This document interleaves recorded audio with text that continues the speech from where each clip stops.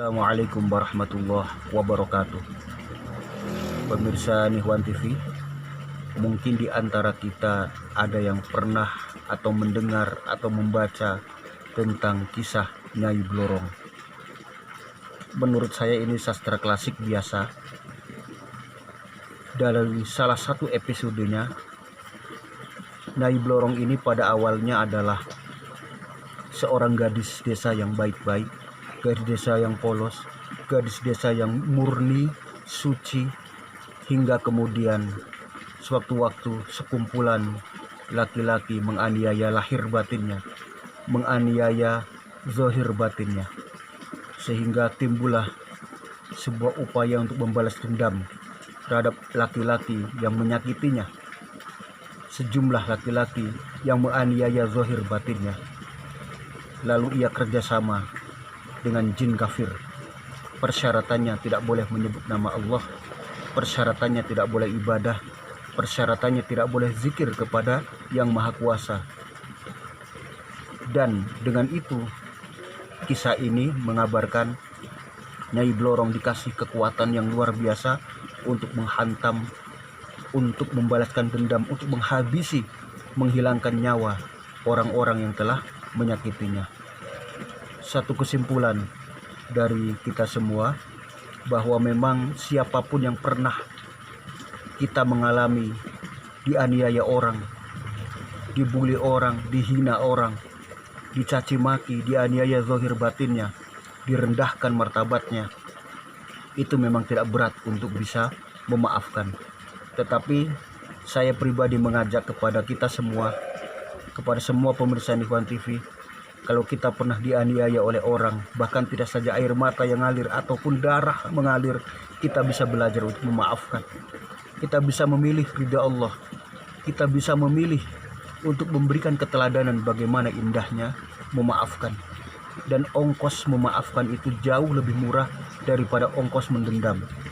Insya Allah, dengan belajar memaafkan, zahir batin kita jauh lebih sehat daripada memuaskan dendam. Dendam juga sering diibaratkan dengan api yang membakar, tidak pernah selesai.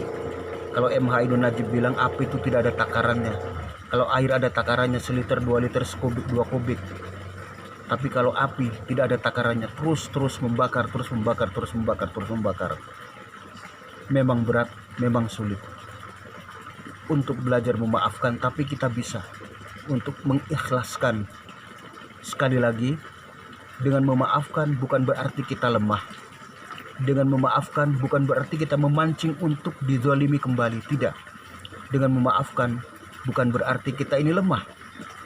Justru Rasulullah SAW mengabarkan kepada kita, orang yang kuat itu adalah orang yang mampu membalas dendam, tetapi kemudian memilih untuk memaafkan. Islam mengajarkan seperti itu. Dan salah satu sifat Allah Subhanahu wa Ta'ala adalah Al-Afu, Maha Memaafkan. Kita bisa belajar untuk meniru akhlak Allah Subhanahu wa Ta'ala. Takhallaqu bi akhlaqillah. Berakhlaklah kalian semua, kata Rasulullah, bi akhlaqillah, dengan akhlak-akhlak Allah Subhanahu wa Ta'ala. Salah satu akhlak Allah itu adalah Al-Afu, yang Maha Memaafkan. Kembali ke kisah Nyai Blorong. Dalam kisah itu, Nyai Blorong mampu untuk menghabisi semua laki-laki yang pernah menganiayanya, pernah menzaliminya zahir dan batin.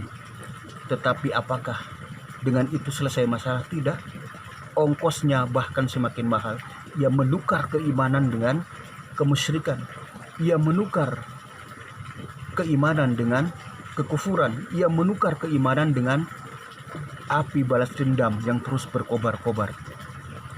Saya mengajak diri saya sendiri dan mengajak Anda semua, sekali lagi, memaafkan bukan berarti membenarkan yang salah. Memaafkan bukan berarti kita siap dizalimi kembali, tidak. Memaafkan adalah memberikan keteladanan kepada orang yang menzalimi kita. Barangkali masa kecilnya, barangkali di keluarga besarnya tidak pernah mendapatkan keteladanan. Barangkali keteladanan hanya diambil dari kisah-kisah saja, dengar-dengar saja. Belum pernah real melihat orang yang memaafkan.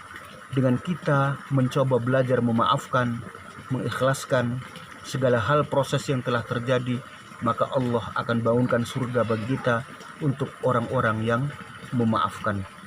Selamat berjuang, selamat hidup untuk lebih bermakna lagi. Terima kasih.